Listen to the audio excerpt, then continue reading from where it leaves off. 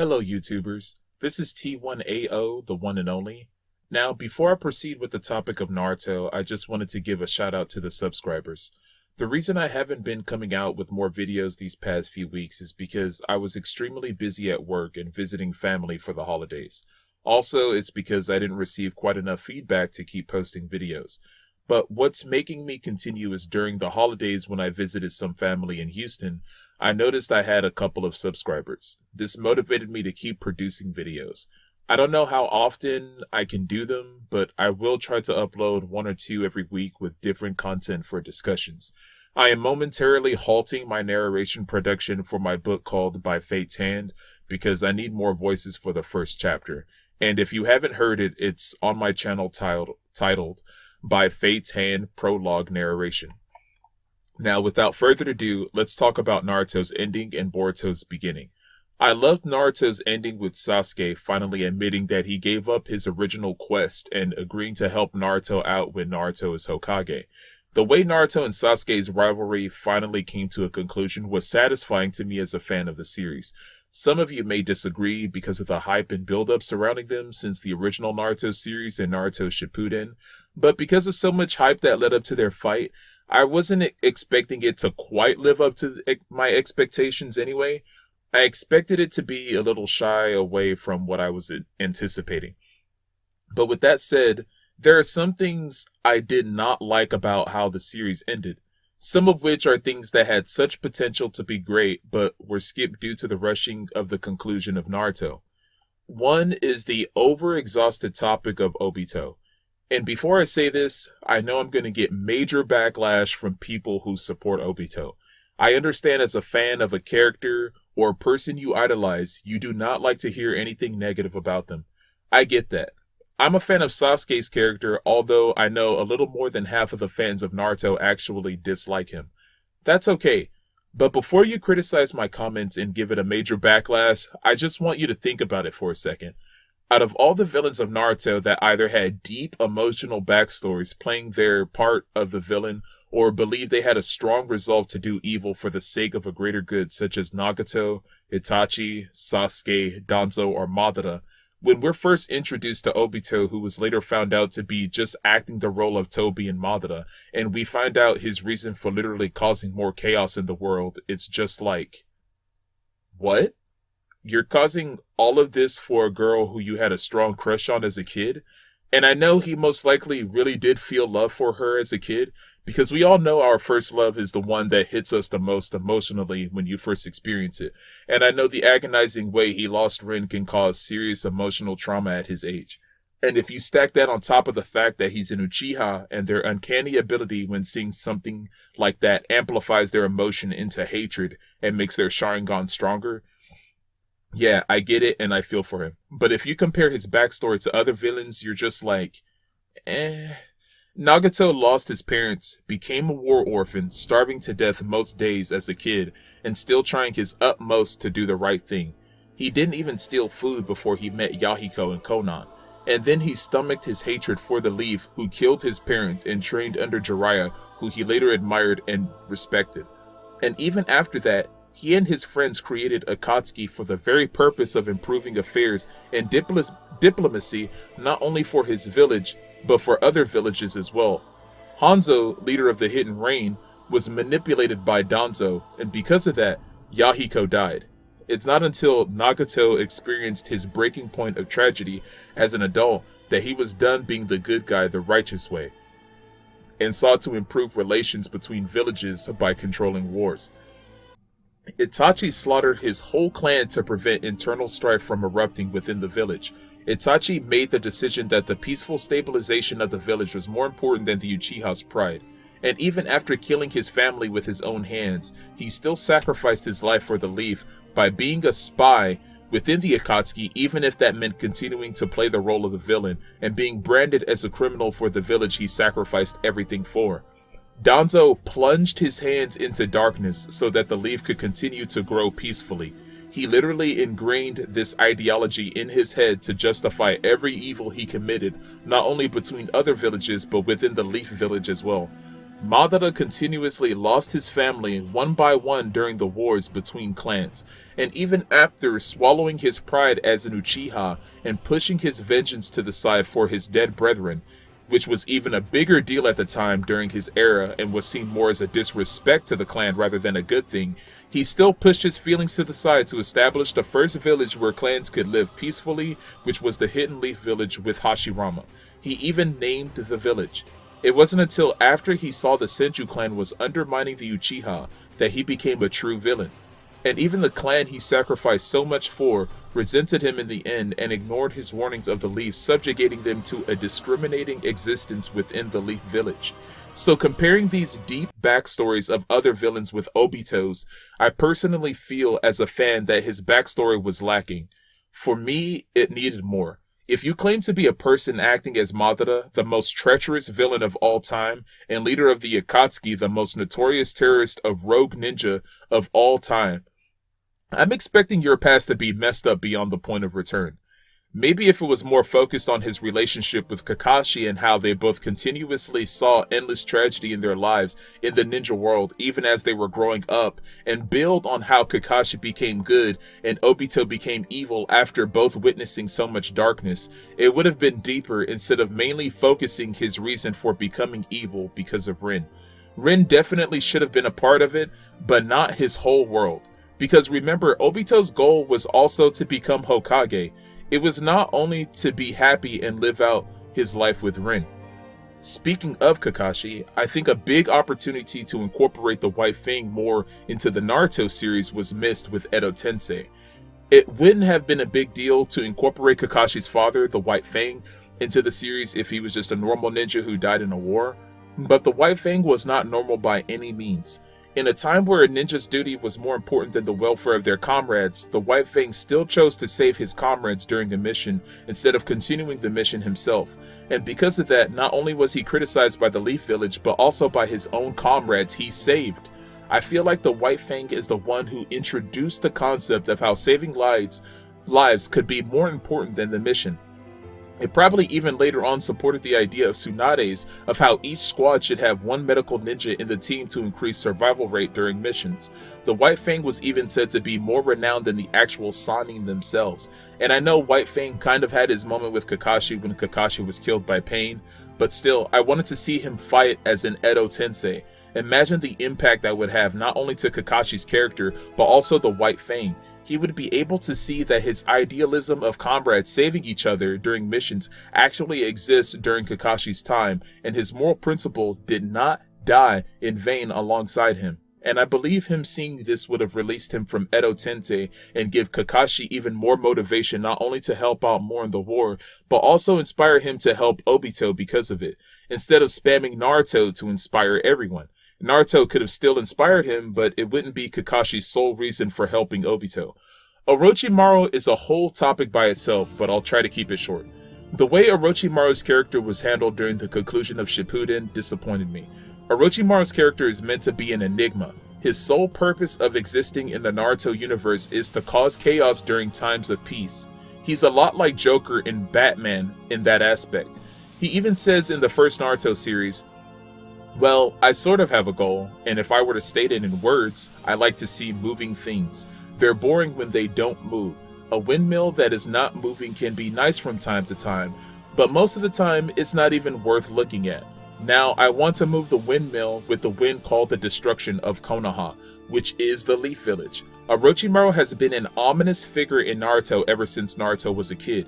He tried to destroy the Leaf, but Sarutobi sealed his arms, delaying his plan. Then he tried to take over Itachi's body for the sole purpose of the Sharingan. For some reason, he needs the Sharingan for plans which we know nothing of. Then after Itachi proved his superiority in ninja ability, Orochimaru tried his hand at Sasuke. Sasuke refuses to be a puppet for anyone and ended up doing a counter genjutsu in the world Orochimaru created himself to make it easier for his victims to succumb when taking over their bodies. Then he reappears in the Sasuke vs Itachi fight to try to take over Sasuke's body again and defeat Itachi. Itachi then seals him with a spirit weapon utilized by his Susanoo. Then it is revealed Orochimaru can never truly die because he embedded his chakra into each person he gave a curse mark seal to. All you need to do is reverse summon him in whichever his true form or soul happens to be. This is proven when Sasuke summons him through Anko's own curse seal Orochimaru bestowed upon her years ago when she was his student. He even had the knowledge and power to summon back the previous Hokage using Edo Tensei and the Uzumaki clan sealing techniques to release them from the Death Reaper Jutsu. He has had all this build up and he just becomes a follower of Sasuke just to see where Sasuke's path takes him for his own amusement? What? Because of such build-up, me personally, I was expecting Orochimaru to come back stronger than ever and be the real villain of the entire series. Since he needed a strong Kekkei Genkai of Dojutsu to complete his plan, I thought he was going to take over Madara's body when the time was right by using Kabuto's Sage Mode as an extra boost of strength to be able to take hold of Madara's body and then reincarnate inside of Madara and face off against Naruto and Sasuke, or something like that. I know that sounds ridiculous to some, but why else would Orochimaru have such a build-up as a villain if he wasn't going to reveal his final heinous plot at the end? He is his own person like Sasuke. He does not follow people just for the sake of following them. This is proven as not only he breaks free from the Akatsuki organization, but creates another village all by himself called the Sound Village to counter any ninja who tries to apprehend him from the Leaf and to combat the Akatsuki when they try to kill him. Villain or not, this guy broke away from the strongest group of rogue ninja and established his very own village. That deserves major props. And the fact that he was pushed aside as another secondary character who just follows Sasuke's or Naruto's lead was majorly disappointing to me. The upside is, I heard a rumor that he apparently will eventually become the main villain for the new Boruto series after they wrap things up with Momoshiki Otsutsuki. Hopefully that rumor is true because Orochimaru is too big of a character to just get pushed to the sidelines. Speaking of Boruto, I'm not 100% sold on the fact that Boruto should be the main character of the continuation of this series, and I really enjoyed the movie of Boruto. It was an excellent way for us to get a glimpse of what happens to Naruto and Sasuke after they resolve their dispute as teenagers and see what they're like as adults. It was also a perfect way to introduce new concepts, characters, their relationships, and how the world is now. I was actually very surprised on how well the movie flowed, considering the fact that the ending of the Naruto manga was rushed to me. However, I don't believe Boruto should be the main character. The reason being is because I just feel like he's another version of Naruto. He looks almost exactly like him as a kid and has the same rebellious attitude to boot. And yes, I know he's different because he has the potential to activate the Byakugan, knows some gentle fists, and has Sasuke as his master, but I am more than satisfied as a fan with seeing Naruto's life. After all the fillers and all the scenes involving his life, I've had enough, and it was understandable at the time since he was the main character, but now I feel like we're just getting another version of his life as Hokage by focusing on his kids. It's fine that his kids are in this new generation. I find it interesting to see them grow within this new generation, but not as main characters. Naruto's branch of life within the Leaf Village has been seen for over a decade. I feel like it would be more interesting to have Sarada or Konohamaru as the main character to this new series. Sarada's existence is a miracle in and of itself. The Uchiha clan has been on a steady decline ever since the clan came to be, and during the Naruto series, the only Uchiha left were Madara, who was already technically dead, Obito, who was half dead and holding on to life itself by a thread, Itachi, who was then killed by Sasuke, and Sasuke, who would have died from blood loss along with Naruto if Sakura didn't come in time to stop the bleeding from both of their arms. After Madara and Obito were finished off, the future of the Uchiha's reproduction solely rested on Sasuke alone, and he was just going to rule the world himself free from darkness if it wasn't for Naruto stopping him. So the fact that Sarada was actually born is a true feat. I personally believe if Sasuke still wants to revive his clan, him and Sakura need to get busy, but that's another discussion. Because of the Uchiha's dark past, it would be very interesting to see an Uchiha as the main protagonist for once instead of the antagonist, and Sarada has so much potential to grow as a character and be an unstoppable ninja. She has already awakened her Sharingan, and Sakura has already taught her how to have unrivaled strength, so she's already strong when the series starts. Not only is her taijutsu destructive, but she can already counter other jutsu with her Sharingan, and by developing the Sharingan more, she would be able to copy other ninjutsu. Now imagine just how much more powerful she can be. If she saw Sasuke or Sakura die, that would definitely awaken her Mangekyo Sharingan. With Mangekyo, she would be able to probably use Amaterasu and Susanoo, and if she's a Genjutsu type, her Genjutsu ability would be unrivaled with Mangekyo. She would be unstoppable. Not only would you have to worry about her taijutsu when facing her because she would destroy you in one blow, you would have to also worry about not being caught off guard by her genjutsu. If it's anything like Itachi's or his friend Shisui's, one look into her eyes and you're already caught in her genjutsu, and she would be able to block all ninjutsu attacks with Susanoo and execute her own ninjutsu herself with jutsus like Fire Style, Copy Ninjutsu, Amaterasu, and including Susanoo's attacks. And if she ever wanted Eternal Mangekyo by implanting Sasuke's eyes into hers, she would also be receiving his Rinnegan, and we all know what Rinnegan alone can do. Also, if Sakura ever taught her the 100 healings jutsu, even if you did injure her in battle, she can instantly heal it.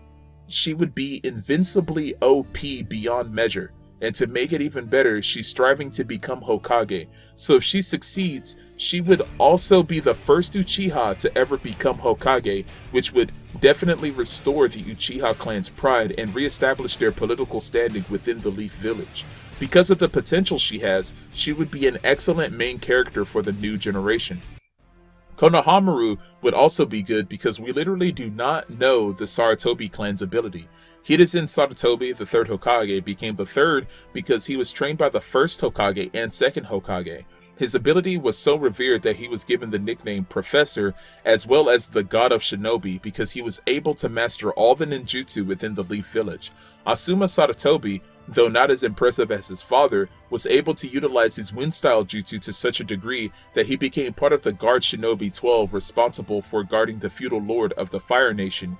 He was also able to mimic his friend's jutsu, Buddha's palm technique, which you're attacked by spirit hands from multiple directions. It also appeared his secondary nature was fire style, since he used a fire releasing technique called the Burning Ash, where his opponent is covered in a fog of ash and he can instantly make that area explode with fire. Because of the third and Asuma, you can see that the clan seems to excel in learning jutsu. This is also seen when Konohamaru is able to learn the Rasengan quickly as well, taking down one of the bodies of pain because of it. Since Konohamaru was trained by Ebisu, an elite ninja, Naruto, who he sees as a big brother and strives to become a Hokage like Hiruzen, his grandfather, and has already had small development already throughout the Naruto series, this also gives him great potential to become a main character as well and see his path of becoming Hokage, or at least trying to become the hero his uncle and grandfather could be proud of. What do you think about my comments? Do you have any of your own? And if there's more things I feel like the conclusion of Naruto missed, but if you would like to voice your opinion on what you think Naruto missed during the conclusion, or what you would like to see from the new generation of ninja, drop a comment below. Also, please like, subscribe, and share if you like my video. And again, I thank the subscribers for giving me the motivation to continue posting videos. I really appreciate it. It's the small recognition that keeps these YouTube videos from me and other YouTubers to keep going. This has been T1AO, the one and only. Thank you very much. I hope you enjoyed the video. And if there's any other topics or anything you would like to see from me in the future, just let me know. And I'll try to post videos without watermarks in January. Your patience is appreciated. Peace out.